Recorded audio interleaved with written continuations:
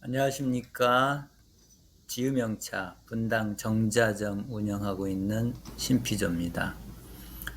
오늘은 생차와 숙차에 대해서 말씀을 드려볼까 하는데, 생차, 숙차는 보이차의 기본 종류로 두 가지가 있는 거지요. 생차는 자연 발효시켜서 먹는 차, 숙차는 속성 발효시켜서 먹는 차. 그리고 시음들도 해봤으니까 숙차, 생차 뭐 차이를 분명히 알 수 있을 것이고, 특징도 알 수 있을 것이고, 어떻게 차이가 있는지 충분히 짐작하고 있을 겁니다. 뻔히 알고 있는 사실인데 그냥 확인하고 점검차 한번 말씀을 드리고, 또 다음 주제와 연관돼 있어서 한번 짚고 넘어가기 위해서 말씀을 드려봅니다. 생차의 개념, 숙차의 개념, 말씀드린 대로 자연 발효냐, 속성 발효냐. 그럴 때 속성 발효시키는데 어떤 인위적인 조작을 하는 건 아니고, 고온 다습하게 만들어서 곰팡이가 급 확산돼서 발효가 빨리 진행되도록 하는 방법. 그게 이제 물을 뿌려서 쌓아놓고 발효시킨다 해서 악퇴숙차라고 하죠. 그리고는 이제 그 악퇴숙차의 어떤 단점을 보완하기 위해서 발효균을 배양을 많이 해가지고 이 배양액을 뿌려주는 겁니다. 그러니까 물을 뿌리는 거하고는 차이가 있겠지요. 그래서 이거를 과기보이차다 이렇게 또 말들을 하죠. 과학적인 기술을 도입한 숙차다. 그래서 과기보이 숙차 뭐 이렇게 구별하기도 하는데, 발효 배양액을 뿌려가지고 발효시킨 숙차와 악퇴로 만든 숙차와 역시 차품의 차이가 있습니다. 과기 숙차가 좀 더 차품이 좋다고 할 수 있는 거죠. 그런 식으로 대체적으로 생차와 숙차를 비교하면 많은 매니아들이 생차를 더 선호하고 수요가 있습니다. 생차의 특징은 맑고 개운하고 향이 살아있고, 또 충분히 익으면 탕색도 아주 고급진 검붉은 탕색을 띠죠. 반면에 숙차는 급 속성 발효시키는 바람에 대량으로 썩듯이 발효가 되었다. 그러니까 숙차는 썩는 듯이 발효가 됐다. 그렇다고 해서 뭐 썩은 건 당연히 아닌데, 그 썩은 듯이라는 표현을 안 할 수도 없고 하자니 조금 오해 생길까봐 조심스러운데, 분명히 썩은 것은 아니고 썩는 거하고 발효되는 거하고는 미생물이 개입이 돼서 물질 변화를 주는 것으로는 같은 이치예요. 단지 그 결과물이 못 먹게 되었다 그러면 그건 썩었다고 그래요. 그리고 썩은 냄새도 다르지요. 악취 쪽으로 나니까. 그런데 먹도록 익었으면 그건 발효되었다 그러고 풍미가 다르죠. 근데 그 미생물이 개입이 돼서 발효시키는 것은 같은 원리로 발효되는 것이라 썩는 과정과 차이는 없습니다. 그러니까 조금 단점인 듯이 표현이 바로 그 썩는 것과 같은 그 물질 변화로 발효가 되기 때문에 자연 발효하고는 차품의 차이가 있는 거죠. 그러니까 썩듯이 그냥 급발효가 되니까 향이 다 죽어요. 찻잎이 가지고 있는 고유의 향이 다양하게 익어가면서 변화가 생기는데 그것이 다 그냥 일괄적으로 다 향이 죽어버린다. 이렇게 표현할 수가 있습니다. 그리고 탕색도 너무 진해서 시커멓다고도 할 수 있죠. 물론 이제 연하게 우리면 또 다르긴 하지만 대체적으로 숙도가 높으니까 색깔이 진해요.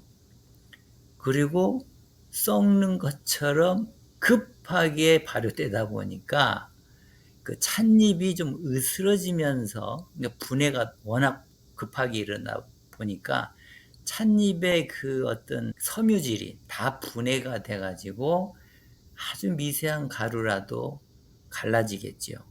그래서 그거를 입에 넣고 맛을 볼 때 구감이라고 그러죠. 입안에서의 그 느낌, 구감이 좀 텁텁한 느낌을 줍니다. 다 생차에 반해서 그렇게 비교를 합니다. 그리고 맛도 그에 따라 맛도 다르죠.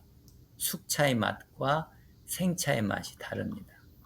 그래서 여러모로 색향미가 원래대로 살아있는 건 생차, 생차에 비해서 색향미가 죽어있는 건 숙차. 그런 단점으로 숙차를 차품을 아래로 보죠. 아래급으로.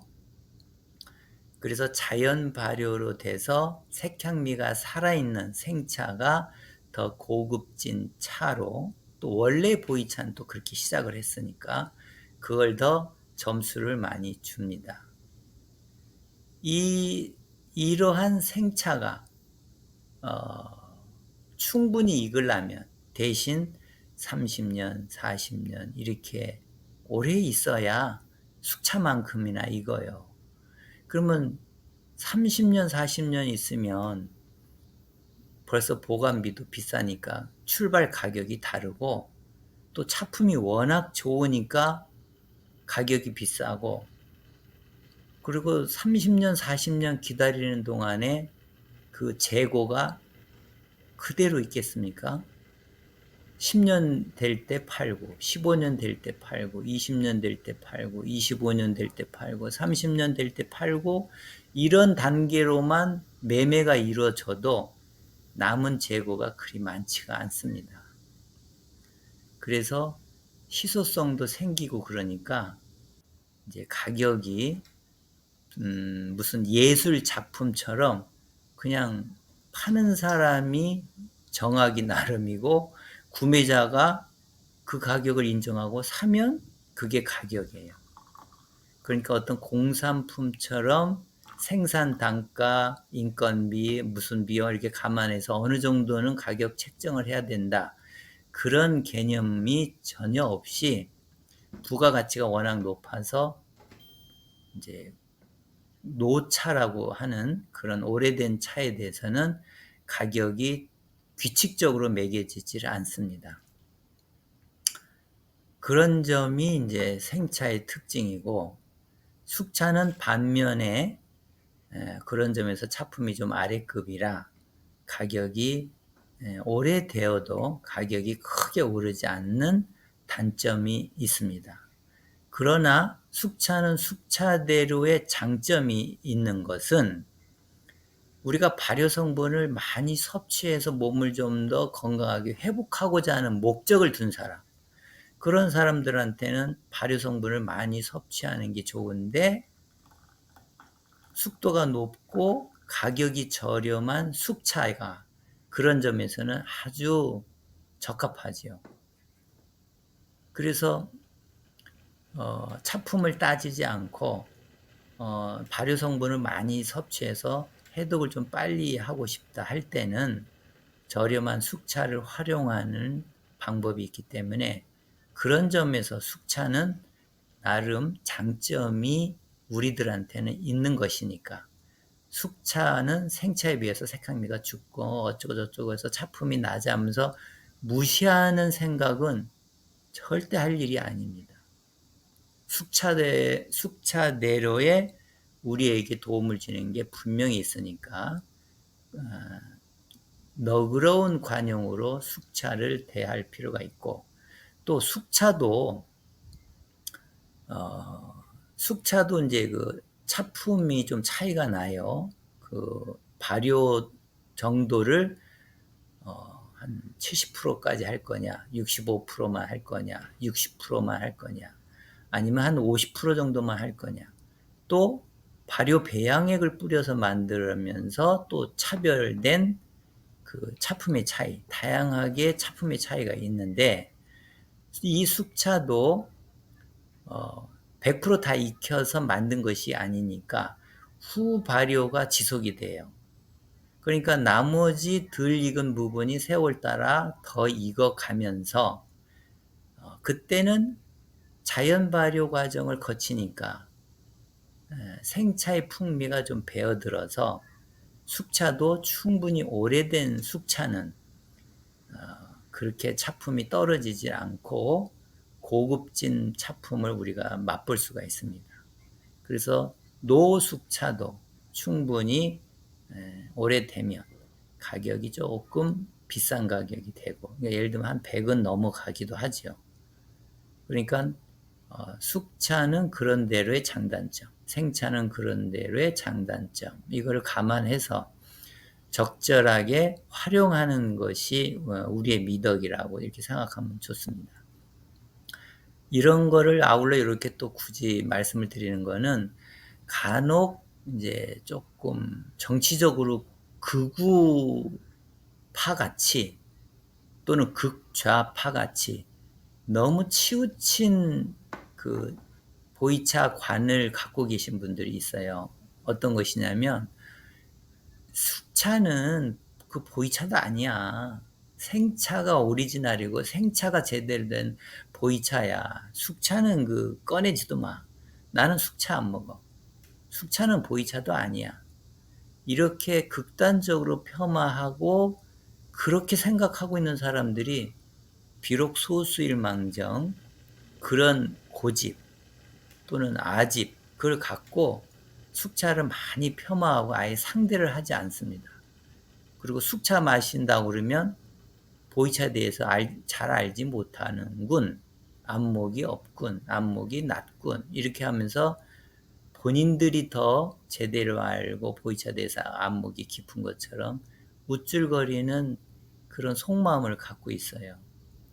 이제 그런 사람들이 간혹 저도 이제 얘기 듣고 또 스쳐 지나가기도 하는데 전혀 반갑지 않습니다. 그래서 이 지유명차의 보이차 생활을 하시는 분들은 생차의 특징이 어떻고 숙차의 특징이 어떻고 장단점이 어떻고 그걸 정확하게 알아서 본인 입장에 맞게 소비를 하면 됩니다. 숙차도 다 차품의 차이가 있으니까 고르 드시면 좋고 생차도 마찬가지고 더욱더 생차와 숙차를 병행해서 마시면 차품이 극대비가 되니까 큰 차이도 정확하게 알 수 있고 또 보이차 마실 때 생기는 열감도 항상 유지하면서 보이차를 잘 이렇게 복음할 수 있습니다. 오늘은 이제 생차, 숙차가 뻔히 아는 내용이기도 하지만 조금 잔소리같이 구체적으로 어떤 차이를 한번 설명해 드려 봤습니다. 요 다음에 이어서 말씀드릴 것은 습창차, 건창차. 이게 이제 생차, 숙차의 차품과 관련이 돼 있어서 먼저 생차, 숙차를 한번 말씀드려 봤습니다. 이상입니다.